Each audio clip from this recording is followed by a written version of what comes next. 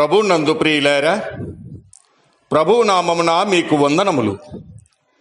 ఈరోజు దేవుని యొక్క వాక్య ధ్యానము యోబు గ్రంథము 7వ అధ్యాయము 17వ వచనము. మనుష్యుడు ఏ పాటివాడు, అతని గణపరచనేలా, అతని మీద నీవు మనస్సు నిలపనేలా. దేవుడి మాటలు దీవించి ఆశీర్వదించునుగాక. గమనించండి ప్రియులారా, భూమి 3 భాగాలు నీటితో నిండినది. మిగతా చోట్ల చిన్న పెద్ద మంచు కొండవలే అవి కరిగిపోతే ఇక నేల కనిపించదు.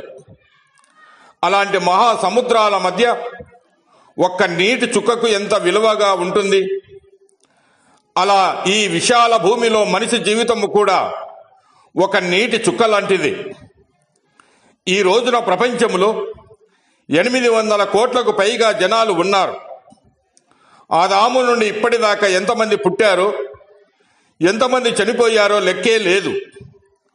అంతమంది మధ్య మనలాంటి వారెంతమంది ఉన్నారు? మనకు ఏమి ప్రత్యేకత? ఏ గౌరవానికి అర్హులము? జీవించి ఉండడమే గొప్పతనమే.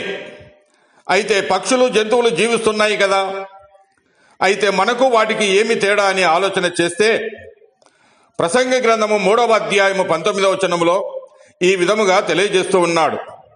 మనిషికి మృగానికి గతి ఒక్కటే, మృగముల కంటే నరులకేమీ ఎక్కువ కాలేదని సెలవిస్తూ ఉన్నాడు. ఇంత చిన్నవాడై ఉన్న మనిషిని దేవుడు ఎందుకు చూసుకుంటున్నాడు? ఏమిటి కారణం? సకల సృష్టిని నోటి వాక్కుతో చేసిన దేవుడు మనిషిని మాత్రము తన స్వహస్తాలతో తీర్చిదిద్దాడు. నాసిక రంధ్రాలలో జీవవాయువును ఊదాడు. అదే మనిషి విలువ, అదే దేవుని ప్రేమ. ఆలోచించమని ఒక వరం ఇచ్చాడు. దేవుణ్ణి గుర్తించమని, తన వైపు తిరగమని సెలవిచ్చాడు. కానీ ఆలోచనే మనిషిని దేవుని నుండి దూరం చేస్తుంది. అయినా మనిషికి తనకి ఘనత ఇచ్చుకుంటూ ఉన్నాడు. పక్షులు ప్రతిరోజు దేవుని స్తుతించగా, మనిషి మాత్రం తన సుఖము కోసం పరిగెడుతూ ఇష్టమైన జీవితం జీవిస్తూ దేవుని ఆజ్ఞలకు విరుద్ధముగా నడుస్తూ ఉన్నాడు. ఇలాంటి స్థితిలో మనిషికి దేవుని ముందు విలువ ఏమీ ఉండదు. కష్టము వచ్చినప్పుడు దేవుడు ఎందుకు సహాయం చేయడం లేదని ప్రశ్నించే ముందు ఒక్కసారి తలుచుకో, నిన్ను సృష్టించిన దేవుని కోసం నీవు ఏమి చేశావు?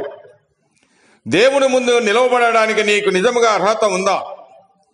మన విలువ మన చేతి పనిలో కాదు, మన హృదయము దేవునికి ఎంత దగ్గరగా ఉందనే దానిలో ఉంది. మన పుట్టుకకు కారకుడైన దేవుని కోసము, ఆయన కొరకే మనము జీవించడం నేర్చుకుంటే అప్పుడే మన ప్రాణానికి విలువ వస్తుంది. కనుక ప్రియమైన సహోదరి సహోదరుడా, నీవు దేవుని దృష్టిలో విలువైన వాడివిగా నిలవడానికి సిద్ధమేనా? ఆలోచించుకొనుము. దేవుడు మిమ్మల్ని దీవించి ఆశీర్వదించునుగాక.